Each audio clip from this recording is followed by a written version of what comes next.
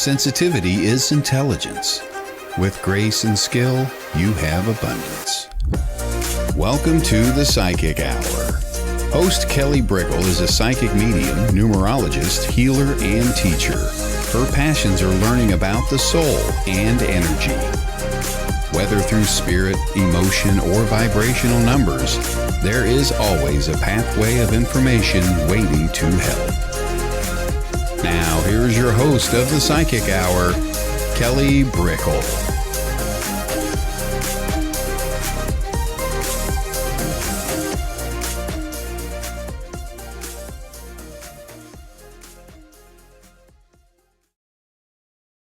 Hello, everybody, and welcome to the Psychic Hour. I'm Kelly Brickle, and today we have a wonderful guest on the show, Kerri Draper. She's an energy healer, Reiki master teacher, and she's been doing it for many, many years. So I'm really excited to understand how she started and all about her passion within this work further. So we're going to have her on in just a couple minutes, and we always dive into the topic of the day first.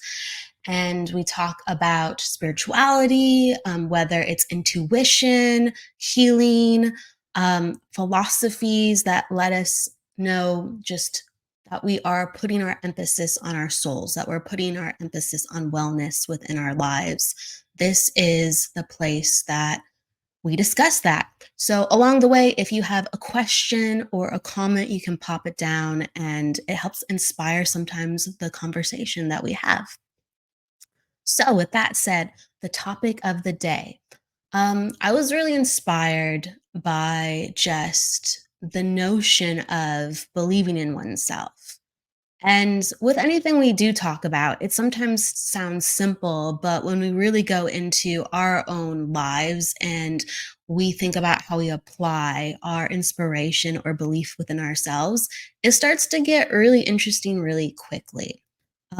With the people that we believe in, whether we put them up on a pedestal or we have a lot of appreciation or awe, even for, and think about it, like it could be your family, someone in your family, it could be a best friend, it could be someone who's really talented, like you love their music or you love the way that they speak, it could be anything. But you don't really ever have trouble rectifying if you believe in them. You're just like, they can do it.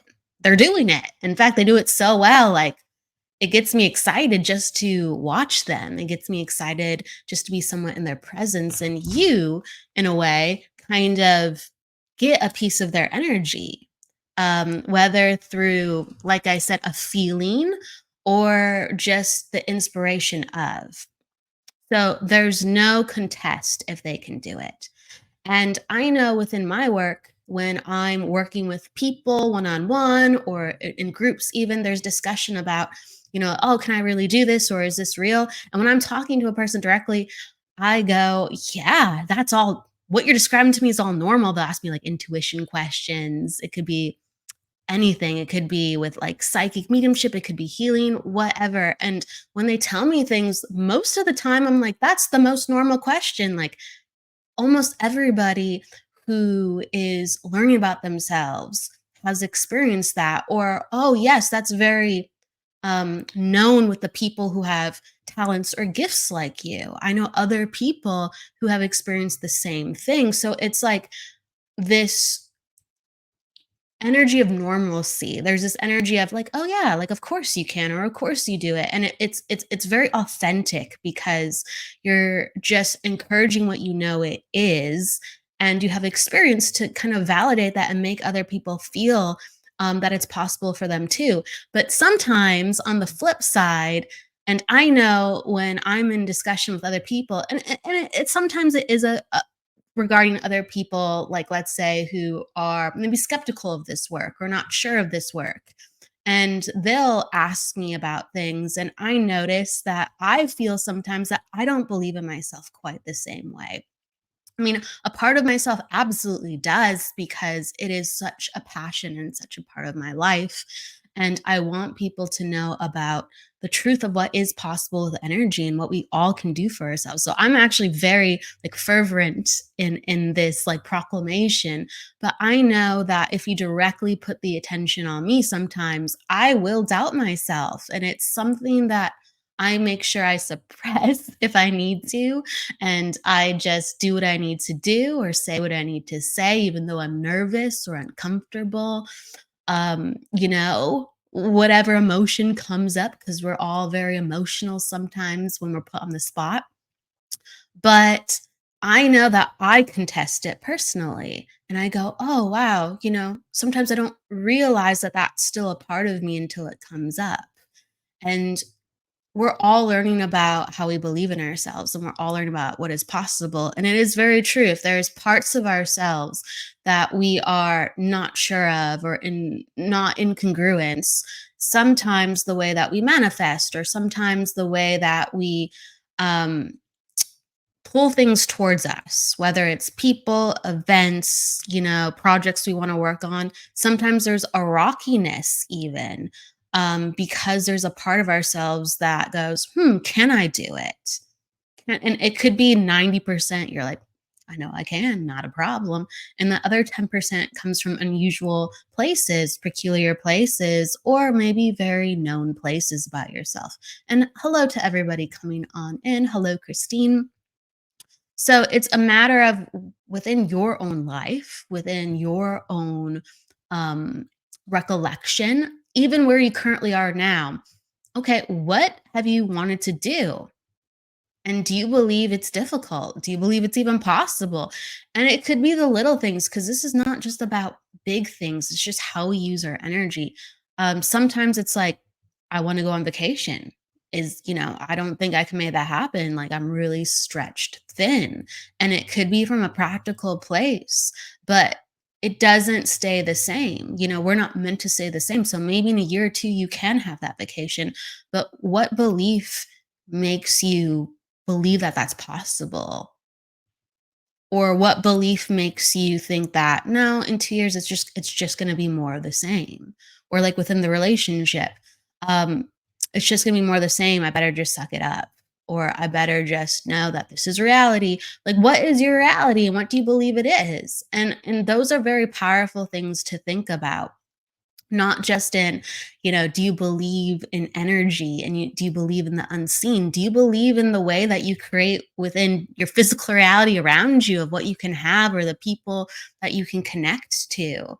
Um, how do you create actively? Because it's all based on if we have self belief, and we're all learning to believe in ourselves more in different ways. Whether you believe in unlimited potential, that means like you could constantly create, constantly keep going, or whether you believe that certain things are just possible. What is the journey for you to get on that? What does it look like? Does it look lofty? Does it look simple? Does it look difficult? And just those simple thoughts can really tell you a lot about yourself and where you're at, because our belief ultimately stops us or gives us the key. It gives us the key to the next step. And we're incredibly powerful beings, all of us. All of us. I kind of say it from time to time, or a lot. There's nothing really special about all this, but at the same time, every one of us is so uniquely special with what we're capable of. Like, we have the energy of, an entire sun in us, with what we can do, with what we can create, with how we can help, with what we can continue to bridge to what is possible for the next and onto the next. And inspiring people around us, whether it's generations or just the good people around us in our community. So we all have the potential for great things, or a great act, or to contribute to something as great as a smile, which again has the energy, I think, not only of a sun, but 1,000 suns, sometimes a good smile. So whether it's big or small, it's all special, it's all wonderful, it's all great. Um, how do you want to believe within your life? And how do you want to believe in others? Because we're already doing it anyway. It's just to what extent.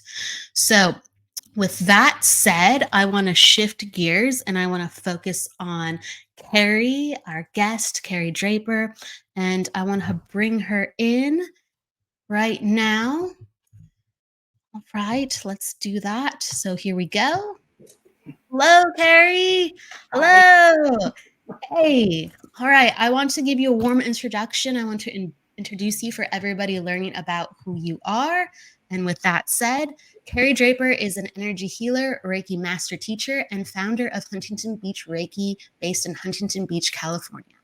One of her specialties is Oncology Reiki, where she is a teacher for Hoag Hospital, Optimal Hospice, and Orange Coast College, sharing her Reiki knowledge with others. Kerri has been a guest speaker on Reiki for cancer and cancer symposiums, summits, and documentaries. She has pioneered and started volunteer Reiki programs in local cancer centers, hospitals, hospice, senior centers, and horse and animal rescues in California and throughout the United States. Kerri offers one of the longest running and most successful Reiki training programs in California, where she welcomes all her students to help those in need. With a massive passion for energy healing, she dedicates much of her time to volunteering Reiki throughout Southern California. Welcome, Kerri. Thank you. Absolutely. Those are a lot of beautiful things that you have created. Well, Reiki helped me so much that I just wanted to share it when I started. And it just kind of kept growing from there. So that was my whole plan when I started, was to just get it out there and volunteer. So I'm still doing it. So I'm happy. Yeah, it's the purity of it's just something that makes me happy. I love it. So can you take me from the top of that? What within your life introduced you to Reiki? Well, I had gotten cancer. And so I went through treatment. I worked in the biomedical field. So all this kind of stuff I didn't really believe in. But I went through treatment, and treatment caused me all kinds of issues.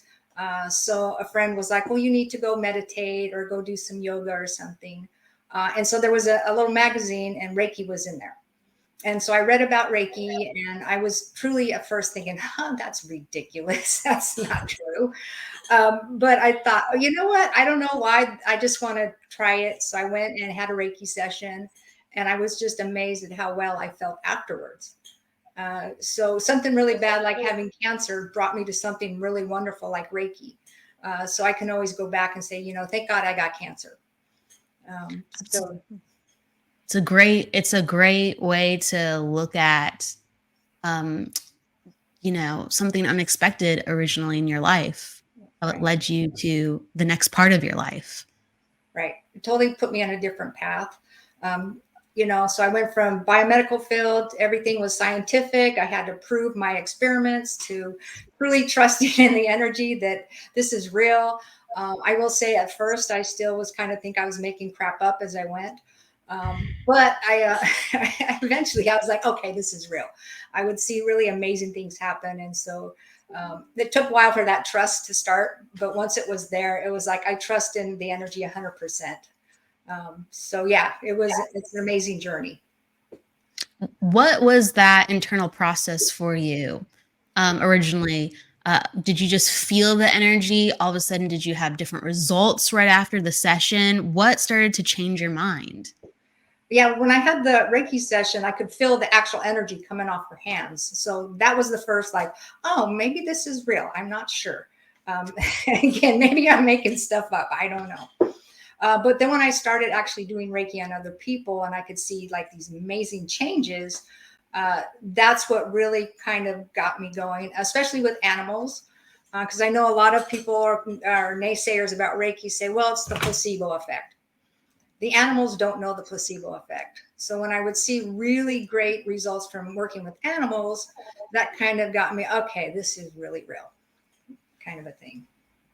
I like that perspective. I don't hear people give that one so much. You're right, because an animal, it's just, the response is not to be like, oh yeah, it made me feel better. It's like, no, the animal can walk better. Right, exactly. And I just worked with an animal, and it was just that amazing. After one session, there was a huge change in them. Wow. So yeah, that was the one thing that I was like, okay, this is real. This is real. Yeah. And so at what point did you start learning Reiki? Like, how did you go from being like a client to going, there's something here. I want to learn it now. I had 2 sessions done. And then after that, it was like, I'm going to learn this and I'm going to just work on cancer patients and animals. So animals has always been a part of it. But mainly it was, okay, I'm just going to offer this free to cancer patients. And so that's the whole reason I learned it. And then, of course, you can do Reiki on yourself. So I thought, okay, this will continue my healing process myself. So that's, why I was doing that. And did you go through, let's say, the different levels with kind of this enthusiasm, or did you want to go over everything kind of slowly and understand? Or like, what was your progression from, I guess, the beginning level 1 to going, okay, I got everything that I need. I'm, level 3. I'm going to go to teach this even. Right. I was like so excited. I know my poor teacher, because it's like, okay, when is level 2? Oh my God, level 1 was amazing. And so she was like going on vacation. I'm like, no, you can't go on vacation. I need level 2 now. So I was like so excited through the whole learning process. Each level, more things would come to me. And, so I was like totally like the kid in the candy store. I was so excited. And I still get that way. I still see things when I'm working that I was like, oh my God, I can't believe I just saw that. So excitement. I was not like, let me take my time. I'm like, I'll take my time later, but I really need all this information right now. So yeah, I was very excited. And if I may ask, what were some of the things when you were first beginning that really got you super excited within the energy? Just feeling it, because that level 1 class, I was kind of went in going, okay, the other people in class kind of were already in the metaphysical field. So I'm like, of course, they're all going to feel something. I'm probably not going to feel anything. And so when I did actually feel the energy come through the hands and I could feel people's energy, that was like, oh my gosh, this is really exciting. And so that was the main thing. I could actually feel the energy. So kind of the science brain was like, okay, I feel something. So it is real. So yeah. So that was the most exciting part of it. So I think that's why I like teaching level 1, because I see that. I agree. Like, so you see the enthusiasm that you once had and it fuels you further, or you just when people come to you even in level 1, does sometimes they give you even questions at that baseline point where I've never thought about it that way, or does the newfound curiosity kind of spark something within you find? Oh, I get questions all the time that I'm like, I've never heard that question before. Now I need to figure that one out. So yeah, and I learn pretty much just as much as everybody else does in class, because people always have questions I've never been asked, and so I have to go figure that one out. Sometimes it's really interesting that the information's already there in my brain. And so it's just, there goes the intuition part where it's like, how do I know that? I don't know how I know that, but I do. So, but it makes it really fun, right? Yeah, exactly. So, I encourage any kind of question somebody has to ask, just ask me. Like I said, I'll go figure it out. Otherwise, I'll make it up. So, who knows? Well, maybe, or it's like, it's not coming from you, but it's very relevant, right? Sometimes It's like, where did I get that from? Right. Exactly. The information's always there and you just have to kind of trust it. So, yeah. That I love, that I agree in. Speaking of kind of taking things back to level 1, so a lot of people know about the term Reiki, and it's a type of energy healing, but not a lot of people know the history of Reiki or what makes Reiki Reiki. Can you talk a little bit about that? Sure. I think one of the biggest things about Reiki is it's so simple. We're already born with this ability. So the Reiki class is not going to make you a healer. You already are one. We're all born with that. It's going to give you tools to help you be better at it and to help protect your energy. But Reiki started in 1900 by a Japanese man, Makai Usui. And so he was really into a lot of martial arts. And so part of his training was to work with the energy. And so he had decided to create the system of Reiki to make it something very simple that any person off the street can actually come in and do. And so that's why it just spread so easy, because it is so easy to do. There's no special frequency you need to call in, no special color. You don't have to be in total meditative state. So it's very simple. Everybody can actually do Reiki. Yes, I think that's the most important message that he helped usher into the world.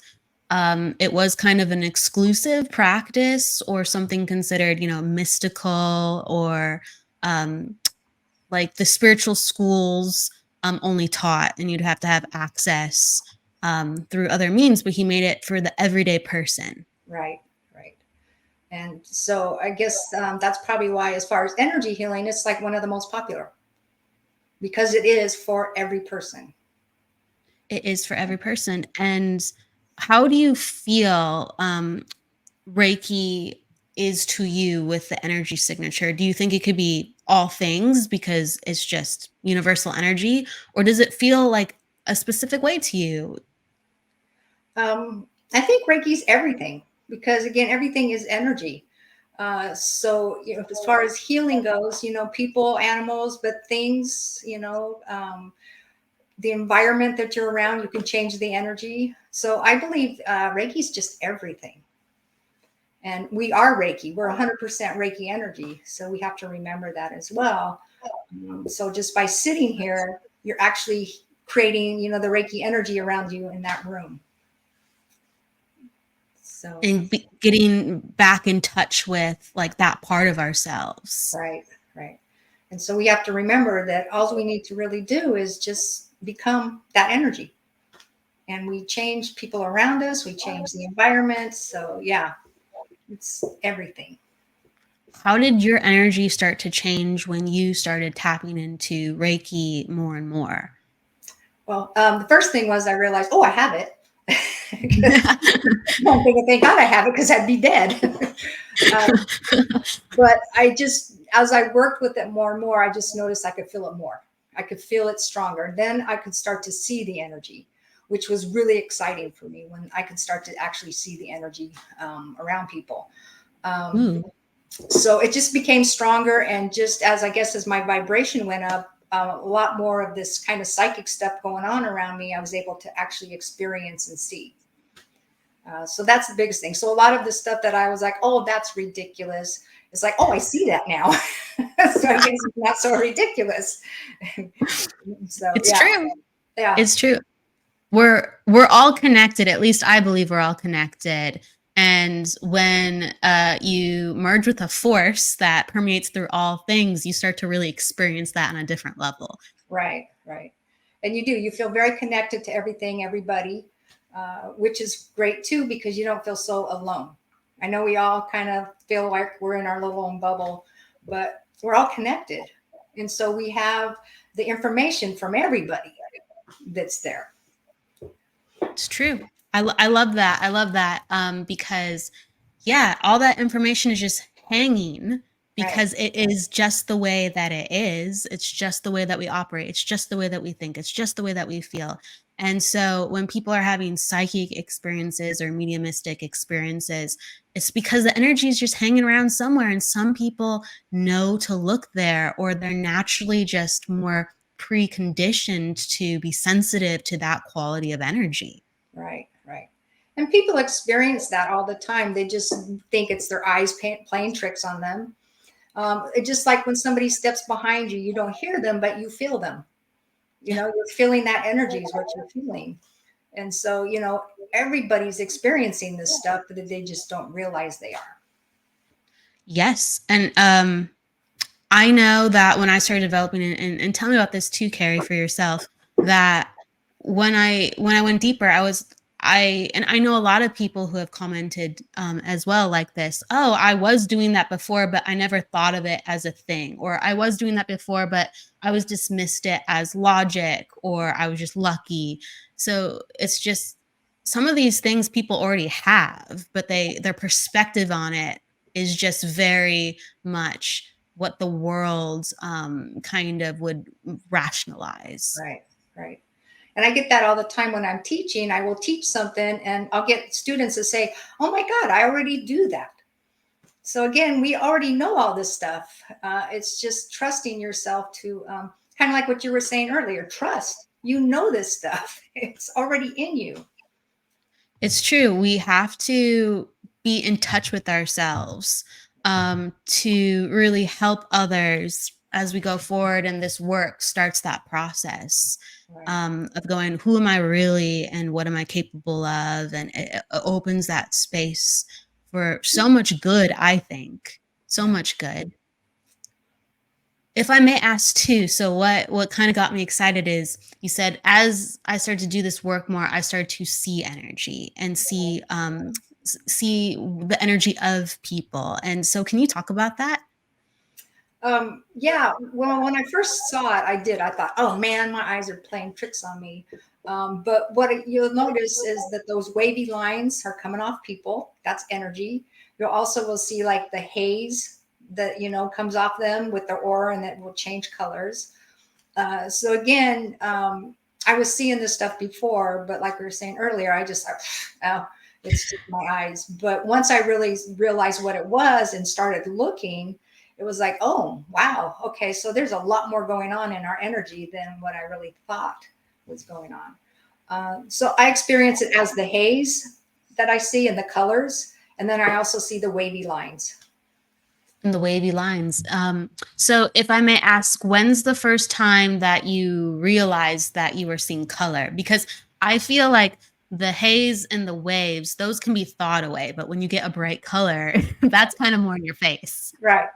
I was probably like level 2. So when things really started to open up, when I realized, oh, I could see that, but actually seeing the aura was really quick and easy for me to do. So when I did the little exercise, they said to see the aura, it was right there. And I was really shocked at how quick that came.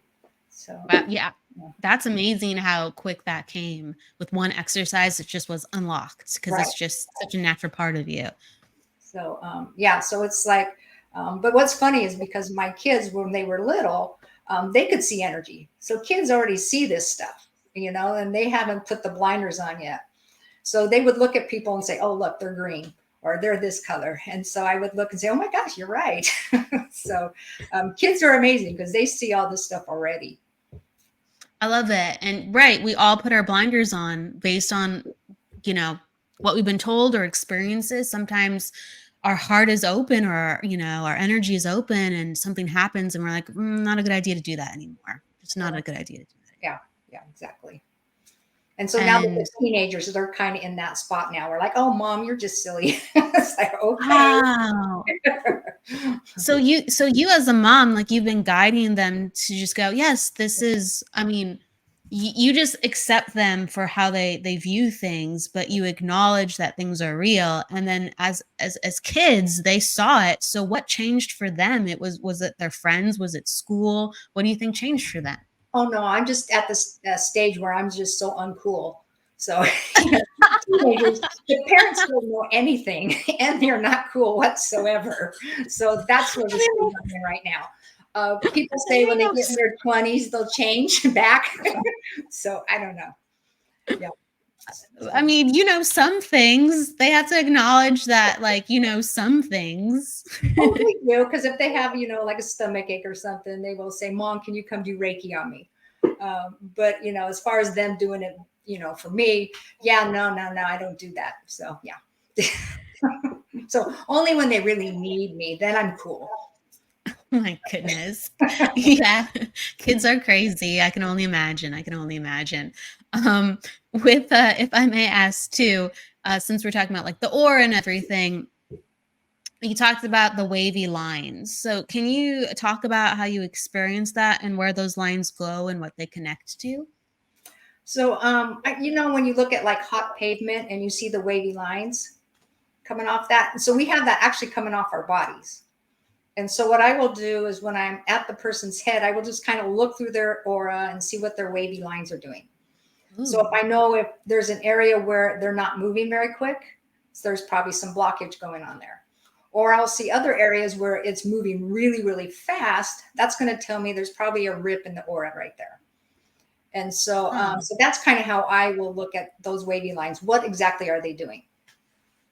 Interesting. Okay. So do you do a mixture of like feeling and seeing? And do you account for, I guess, what senses do you usually use when you are looking at someone's energy? Is it predominantly feeling and seeing, or is it just seeing? No, it's both feeling and seeing. So when Okay. I say, oh, look, there's a rip, I will actually go with my hand over that area and it's right there. I can totally feel it. So I do both. Oh, I love that. I never thought to look at the wavy lines in someone's head, but that makes total sense. I love it. What experiences within your own life, whether in, let's say, a Reiki class or just out and about, maybe the grocery store, how has reading someone's aura helped you within your own life? Or, seeing the colors or seeing qualities of who they are? So a lot of times, like when I'm working on a client, I want to see their aura. What does their aura look like? Do they need, strengthening? Is it really close to the body? Is it far out? Kind of look at the colors to see kind of where they're at. So I will use it in my healing. As far as out and about, it's just fun to look at people and see what color they are. And then of course, if you see an area where there's a big blob of dark energy or a dark spot, then it's like, oh, that really needs to be cleared out for that person. But usually when I'm at the grocery store, I don't come up and say, hey, could I clear your energy? Yeah. I probably get slapped. But in my sessions or even in class, if I see like there's a dark part of their energy, that just tells me that really needs to be cleared out. And so I will do that for them. Do you ever feel like when you're working with people, because you're able to pick up so many things, do you ever feel like there's not enough time to address everything within one session? Oh, yeah, definitely. So yeah, because some people come in with a lot of stuff and, and it's been years of them developing that stuff. So you're not going to get rid of everything. But then sometimes I have sessions where it's just amazing and so much changes in just that one session. So we all get what we need. Some people need a slower healing. Some people need a really quick one. So I never know what's going to happen until I'm in it. So Yes, it's true. It's a great way. Blank slate it. Angela says, personally, I would love if someone came up to me at the store and asked to clear my energy. You wouldn't slap me? I think that would be a special circumstance for, the person to be so open and you to be so willing and right. Yeah. I mean, sometimes you get in, who knows, right? You never know who you're going to meet or what situation. Yeah. Have you ever had a situation where you just start talking about energy and someone goes, oh my gosh, you're like a Reiki master, like I want to get a healing. Do you have people kind of gravitate to you ever with that? Yeah.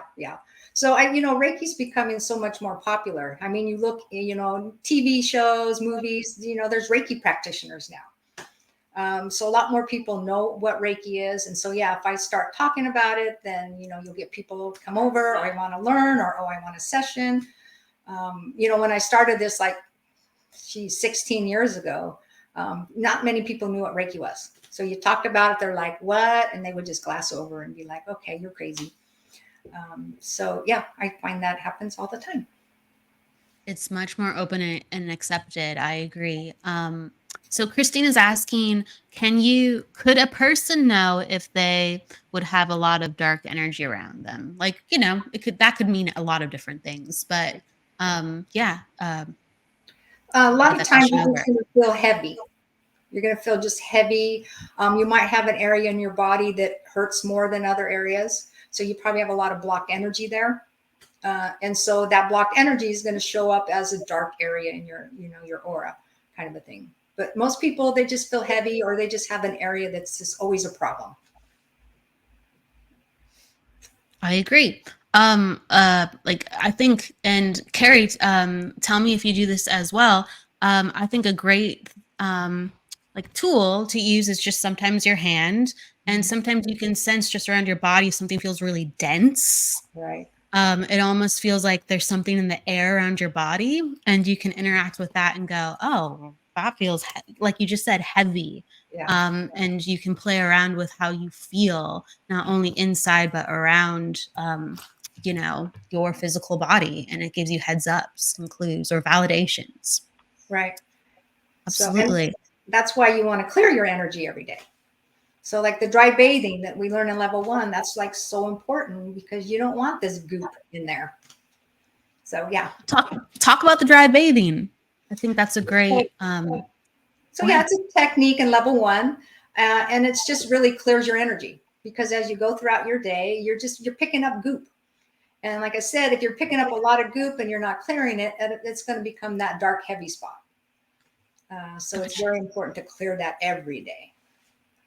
I love hearing kind of the way you teach too, because there's so many different styles of teaching, even though there is rooted history. And then there's some things that have been very consistent with the way that Reiki has taught, or there's been things like lost with the way that Reiki is taught. And so, we all have to do personal research, or we add things to help us connect to the energy. But I love hearing that because, so I met you, Kerri, I'm trying to remember, it's 2014 or 2015. Yeah. And you were teaching a Oncology Reiki class, and I had just moved to the area from Illinois kind of like a year before. So in Illinois, that's where I got all my Reiki training. And then I came in and I met you, and I just always appreciated the enthusiasm, like from which you taught at. And yeah, I have not heard of the dry bathing, so I'm perking up just listening to things that you're saying. Yeah, so that's part of the traditional Japanese stuff that did get lost. Oh, see, I didn't even know that. Yeah. So yeah, when it came to the West, a lot of the Japanese components to Reiki got thrown out. And mainly because she was trying to get Reiki into Hawaii in the 1940s. We are being bombed by the Japanese. So she was very smart in taking the Japanese out. So a lot of that stuff is finally coming back. It's been lost for like 50 years. So the techniques in the level 1 that I train are a lot of the Japanese techniques. Yes. So you're referencing Hawaii Takata and how she brought Reiki to the United States. And that was very interesting in itself, kind of how she set up Reiki to be respected. Exactly. Right. Yeah. So she wanted to be more Western approved kind of a thing, which thank God she did, because that's how Reiki was able to move through the West. So her technique worked well. That's why it's so normalized now. Right. I hear you. Yes. So I want to ask too with so Christine as well. She kind of mentioned how do you know about your energy, or how do you know about other people's energy? And so what are some common things that you sense within people where you just go, oh, there's an imbalance. There's an imbalance that you feel like everyone should know about themselves even. Right. So if I'm standing next to somebody and they're really unbalanced or they need a lot of energy, I will notice my hands will start to really buzz. So that will tell me, okay, somebody's really pulling energy that's right around me, kind of a thing. Also, I'll have friends or something say, will you check my energy? And I will just kind of do the scan over their body. And so areas where they need energy, my hands will start to really buzz a lot. And so I will feel that energy pulling off the hands. So that's how I experience it. I love it. Yeah, like make life more interactive with how you are checking in with yourself. And for people who, let's say, for people who have never experienced Reiki with how they use their hands, how would you explain that to them? Just pay attention to them. And so, like I said, everybody can do Reiki. So you might already experience that sometimes your hands get really hot, or they might feel a little tingly. That's the Reiki turning on. And so everybody can do it. But again, we just kind of put it off. Oh, my hands are hot, or they're just tingly. But actually your Reiki energy is turning on at that point. And we all have like spiritual life force energy that interacts with things around us. Right, right. If you didn't, you'd be dead. So yeah, you don't want to be dead. No, we like vitality. We like vitality. So going back to, I wanted to ask you to share more about something wonderful that you've done so much of in your life, and that is Oncology Reiki and working with people who are going through cancer treatments and need additional support or hospice. So can you tell me how that started within your life of doing oncology Reiki, or going to people within the cancer centers, as well as expanding it so much? Yeah, so like I said earlier, one of the biggest reasons I did this was to just offer it free for cancer patients. It helped me so much. I thought, okay, I'm just going to give back and do that. As I Yes. started doing it, then I started thinking, you know what, it would really help to be in the cancer center. And so I started really bugging the heck out of the cancer centers around. And Hoag was one of the ones that I really was kind of, you need a Reiki practitioner, you need, a program. And they finally said yes. And so that's how the program started there. A lot of it was just really bugging the crap out of people. So I would call them and they'd say, not now. And I call a month later, hey, so how about right now? And so I think sometimes they just got tired of me and said, sure, come on in and do it. You're very right. You're very So right. that's how it started. And so it just went from there. It went like crazy. So all the, cancer centers in the area know that I do this for free. So they start sending your patients my way. And so it just, like I said, it just grew to where it's just, everybody kind of in the cancer community knows what I'm doing. So it's pretty cool. It's pretty cool. A lot of times too, by the time they come to me, they're already stage 4. They've tried all the Western medicine and they've tried all that. And so now they're kind of going at whatever they can, grasp. And so I find that Reiki helps them so much, even at stage 4. I'm not in this to cure everybody because I know that's impossible. But I can make them feel better. And also I noticed that when they're receiving Reiki, it just prolongs their life. These stage 4 people, what I notice is that their cancer just kind of stops. And so the doctors are always like confused. It's like, well, what are you doing? Because you haven't had any progression for, a year now. What's going on? And it's usually they'll say, oh, Reiki, I'm getting Reiki. So I see that, and that just keeps me going. And do you find that there's a certain frequency, like even in let's say, what halts the cancer within, your experience? Is there a certain frequency, like a couple sessions, that helps really to stabilize them? You know what I think really happens is the immune function actually works. Mm, And okay. we all know that Reiki just promotes the immune function. And so if the cells that are around that tumor, if they all are healthy and they're vibrating at the right frequency, they can contain that tumor, keep it from growing. Also, if your immune function is working really well, if a cancer cell does break off and go into the blood system or the lymphatic system, the white cells are really good about taking it and getting rid of it. And so I think it's their immune function that really steps up and does its job. And Reiki promotes that so well. So when you are working with patients, do you usually focus on, let's say, the stomach to build immunity, or do you go to the areas that the cancer is usually? So I have a lot of different techniques that I do for cancer patients. I do the whole body. There's certain organs I will pay extra attention to because I know that's where cancer metastasizes to the most. But I will work with the immune function. I do a technique to help with the cancer cells to just kind of slow down and stop, but also get those immune cells. So I activate the bone marrow. So it gets the immune cells kind of in there doing what it needs to do. And did you develop this protocol or these knowings over many years? Like how did this knowledge form for you? Yeah, it's just years of really working with them and then just spending time really thinking about what I'm trying to accomplish. So, but it was years of doing this. And so that's kind of how the class became, the oncology training became about, because I would have people, what do I do for this? What do I do for that? And so I thought I need to create training and have all these techniques in that training so that, people can help, those in treatment. And this is such like a cornerstone of the work you do. I mean, your website is freereikiforcancer.com. Right.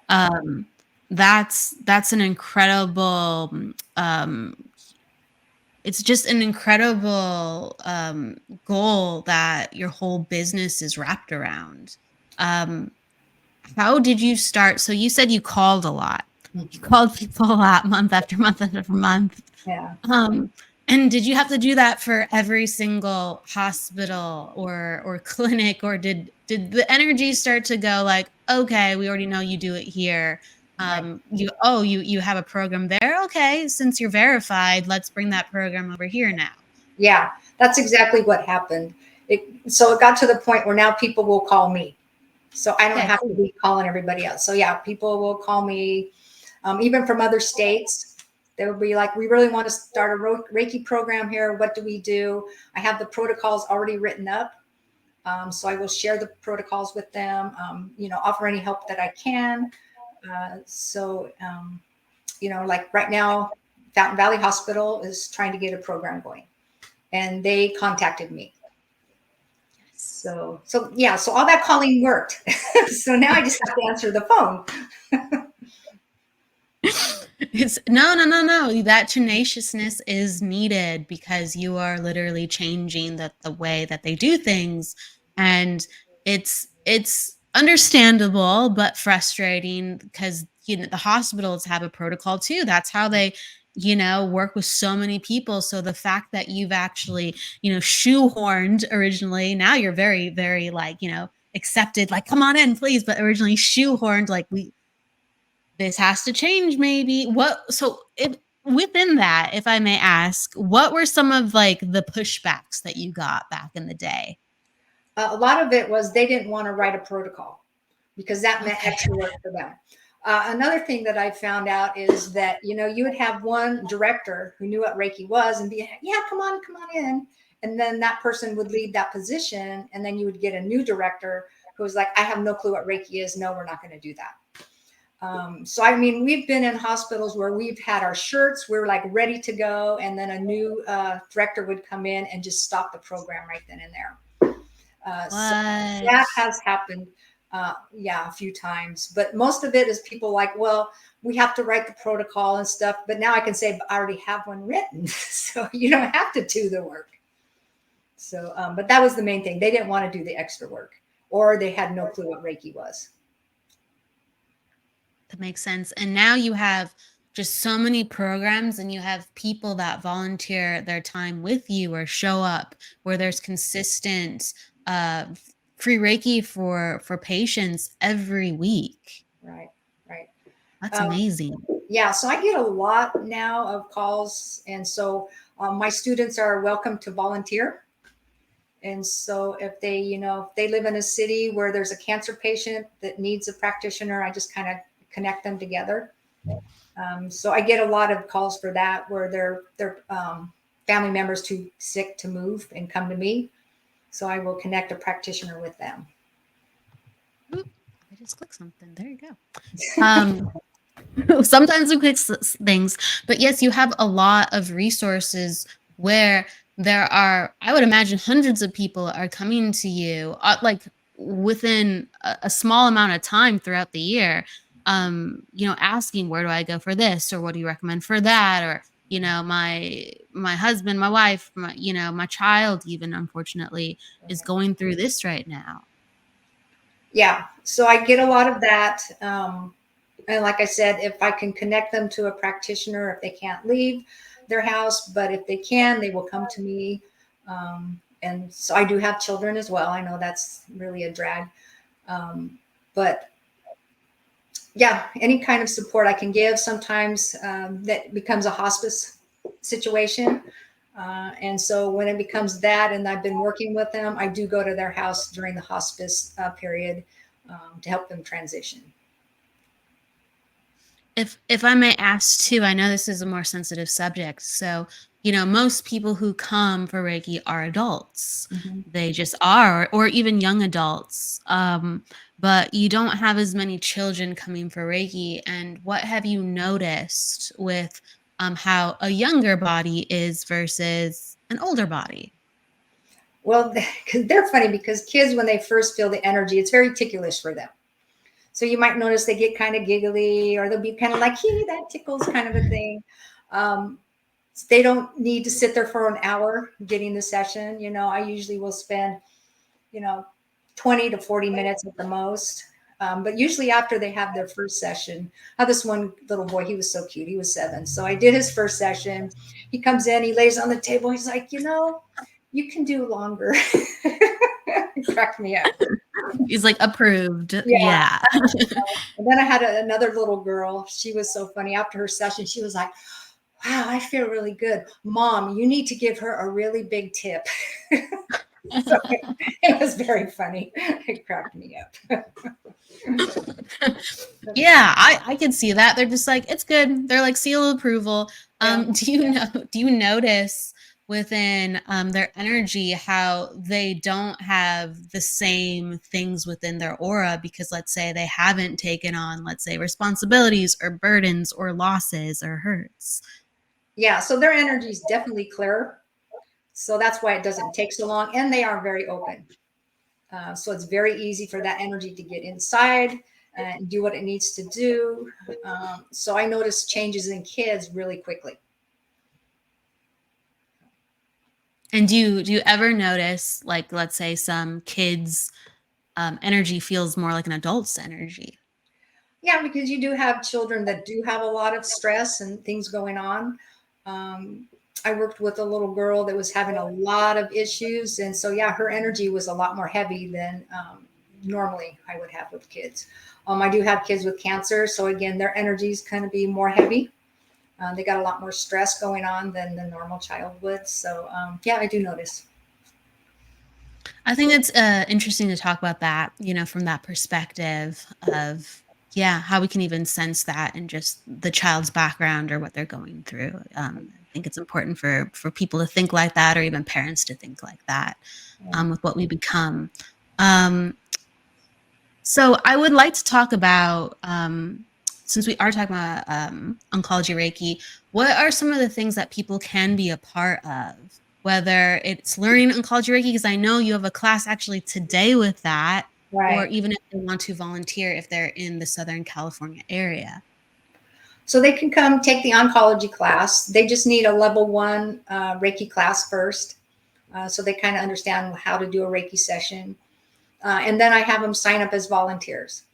So they can either come help me when I go to different, venues for stuff. Sometimes I'll just have a lot of cancer clients at one time where I'll need help and they can come in and volunteer. Or like I was saying before, they can meet with somebody in their city and go help them at their house. And do you have a lot of, whether it's people who want to actively heal and to be in a role of, offering their services directly in a way where they don't have to wait to build their business. They can go directly and help people.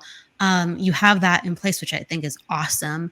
But as well, you have multiple classes where people can learn more about the Reiki natural gifts. And so you have coming up this month a Kundalini Reiki class, and that's a couple of days if you can talk about that. All right. So that class is, you definitely have to be a level 2 Reiki practitioner for that class because the energy is extremely powerful. So basically, you're awakening the Kundalini energy and you're having that kind of infused with the Reiki energy. So you have a really raw, powerful energy, but then you have the subtle intelligence of the Reiki energy coming in. So for that class, it's all about getting the body ready to handle that kind of energy. So I'm not teaching you Kundalini Reiki. What I'm doing is we're getting through and making sure everything is totally cleared. And I love that concept. So I was a part of your June class this year, and there was so much meditation, and I loved it. I really did. Right. Yeah, it's more of a retreat than a class. That body ready. So it's an immersion where you get to experience and kind of reprogram certain things. And it was really, really lovely. And I started to experience like Reiki come in a different way. And I have a good relationship with the energy, but I loved how it opened up even further. So I really appreciate the way that you taught that class. Right. There's not a lot of people that teach it. So it was important for me to make sure it was done safely. And so that's kind of how that 2-day class became about. I want to make sure everything was just safe. Because I noticed people will have their Kundalini awaken and it's not done safely, and then they have all kinds of issues. So I haven't had any problem with you guys. You guys all done well. And that's something too. So I think that is a fascinating point within energy understanding, the Kundalini awakening, or the Kundalini energy that naturally exists inside of us. And so can you talk about what happens when people tap into that? You just have a really good clearing. So a lot of stuff that you haven't healed, that's really deep within, that stuff starts to come out. So I always say, we're always healing, but we're working on our front yard. And so Kundalini is really about going into the backyard and really healing the stuff that you don't show. And that's so great. So, we're good about talking about other people's backyards, but this is about your backyard and really healing stuff that is really deep rooted. And even teaching the class, I always find something else to heal when I'm teaching that class. It's crazy. It's like, oh, I didn't know that was there. Okay, I'm healing that right now. Hopefully I don't cry in class, because that would be really embarrassing. So it is. It's just a real deep healing process. And do you find that, people have, and I'm sure you do, but it's like the whole sleeping and food changes, or sometimes people feel like a complete energetic different quality for, let's say, that peak energy, whether it's a week or a couple weeks after, or a month. What have you experienced from the student feedback or your own personal understanding with that energy? So again, it opens up so it is stronger. So that's one of the main things they notice, is that when they're doing their Reiki sessions, it's a lot stronger. Eating is a big thing. I will have students say, I don't know what the deal or what you did, but I could not stop eating. And so it's like that will go on. Or they're like, I couldn't even wait to get home. I had to stop somewhere and get food because I was starving. So I think just all that energy running through the body just really activates everything. And so I get that a lot. Some people they're sleeping better than they ever have. You'll get others that are like, oh, I'm so buzzy right now, there's no way I can sleep. Yes. So it goes both ways. I never know who's going to be in a coma and who's going to be buzzy. So I don't know. Right. I warned them all. This could happen. Yes. Disclaimer. I think it's so fascinating to talk about because, yes, not that we want necessarily extremes, not that showcases that anything's ever working, but sometimes when you have such extremes, people can really go, wow, okay, something's at work, and they can, wrap their head around it a little bit. So it is fun to talk about. Right. It definitely is. So yeah, for me, my own self-healing, I always use Kundalini Reiki. So, and then a lot of the students have switched over to like that. And then you get all the different frequencies that come with it. So like the DNA healing, I always use that frequency. Birth trauma is another big one I use all the time. So yeah, the frequencies are really good in that class.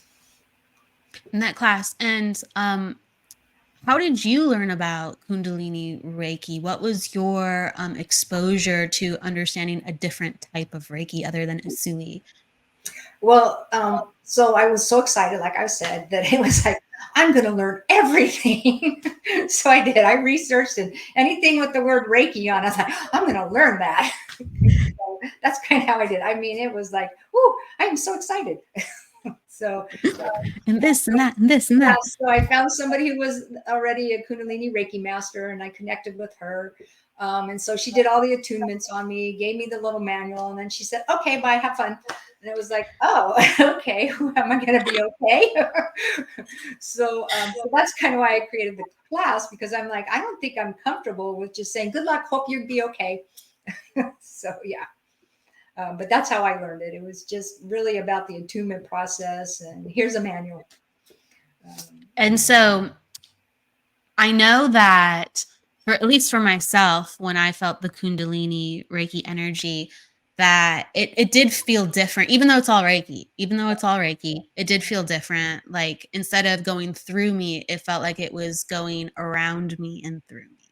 Right, right. So I did, again, everything just opened up a lot wider. And so you're going to notice and experience more. Yes. I loved it. I loved it.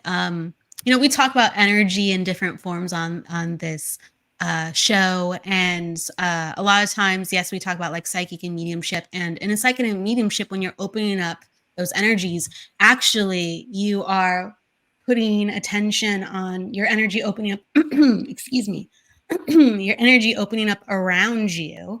Right. And then it just kind of goes in that way. So it was interesting how that naturally was what was happening with the Kundalini Reiki. So it felt very natural, and I loved it. And it was just the opening up of connecting to something greater than ourselves, but on a wider scale, like you said. And it's just releasing that Kundalini. We have it. It's stuck there. Once it gets out and gets released, it's like, thank you. So yeah. Sprinkle it into the atmosphere. Right. Just become it. And so, yeah. I appreciate that. So thank you. So what are some of the things that you're working on additionally this year too? I know you do Reiki circles, and you have multiple programs. What are some of the things that are upcoming within the year that people can be a part of or just learn from you in? So it's like you said, this month I have the Oncology Reiki, I have the Kundalini Reiki. For November, December, it's pretty much level 1 and 2 classes. But I do have the biweekly Reiki share, where people can actually come in, and if they don't know Reiki, they can get a session, or a session, or they can try it themselves. So it's a great time to just come in and experience the energy. And then for those who are Reiki practitioners, it's a great time for them to practice. So that's kind of why I also created the Reiki share, because when I first learned Reiki, it was kind of the same thing. Okay, bye. And it was like, well, what do I do now? It's like, I need to do something. And so I decided, when I teach Reiki, that I'm going to create a situation so my students can actually, use it. And so the Reiki share was one way to do that. So that's the first and third Wednesday. And that is, I think, one of the most helpful ways, right? If you have a school, or if you have like an ongoing clinic, or where you can go out and there's a community built, because that's what Asui had, and how everybody learned and grew from one another, and the students taught the other students in certain capacities, and we don't have that normally as a foundation for how we teach Reiki, especially in the United States. There's not a lot of schools where people can come and be a part and practice on an ongoing basis. So it's very special what you do. Right. And so again, I wanted to, because I was totally lost after I learned Reiki, and I didn't want that to happen. So that's why all the volunteer stuff came. We go out to animal rescues, the horse rescue. We do a lot of hospice work. So I just want to make sure all my students actually could use their Reiki. Absolutely. So thank you for stepping up and doing that. One last question we're going to take. Someone's asking, do we carry generational energy from families' traumatic experiences? Is it passed on? I believe so, because everything is energy. And we hold the energy from previous generations. It gets passed down. And so the trauma is there as well. I don't think it's as deep rooted in us as it is in the person that was originally traumatized, but it is there. And so again, Reiki healing sessions are a great way to get rid of that. I really much think so. You talked about like the DNA clearing, and our DNA is it's created from the combination of our mom and dad's DNA, right, when we're born. from that physical space. And I do think that sometimes, we just take on other energies, even if it's not a generational thing. We're all connected. We're made to share energy. Like, Right. yeah. And you can, if somebody's in a really down mood, you feel that. If somebody's been just angry and fighting and you walk into that room, that energy's there, and we're going to feel it, and we're going to be connected to it. So, yeah. I think, yes, whether it's generational, physical, or just because the heart bond and connection, yeah, it's all relative. I really do truly believe that. So we're almost at the end of the show. It's crazy. It just goes by just like that. Like I always say, I always give the guest the last word, an inspiration piece or whatever they'd like to share with the audience. So give that to you. Okay, let's see. Okay. The biggest thing is just like what I said earlier, everybody can do this. Don't think you had to be born with a special talent, because we're all born with this talent, and we've got so much more than we think we do. Give Reiki a try, give a class a try. You don't even need a class. You could literally put your hands on yourself right now, set that intent for the energy to flow, and it will flow. You can set the intent to receive healing. You will receive that healing. So we make it very complicated, but it's not. It's very simple. Just set the intent and let that energy flow. Set the intent. Thank you for having the intent to join me today, Kerri. I really appreciated it. With the thoroughness that you brought about the love of Reiki and what you're doing with it. Please, where can people find you, whether it's your website or multiple places? Can you please share that so people know where to find you additionally? Right. So the website's Free Reiki for Cancer or hbreiki.com. Either one's fine. I'm on Facebook under Kerri Draper. I'm on Instagram under Kerri Draper. I know I'm not a good business person, so it's just put my name there, kind of a thing. Yeah, I kind of suck at business. You have things in place. You have a LinkedIn even. So that's pretty much where you can find me. Okay, so please, if you want to learn and study under Kerri, please check her out. She's wonderful. With that said, again, thank you for being here today with me, Kerri. Absolutely, anytime. Everybody, please go with love, luck, light, and laughter, and don't forget to live. I will see you on Friday for the reading show, any one that wants to be a part of that. And then next week, we are back with the interview series. So with that said, take care and see you then. Everybody.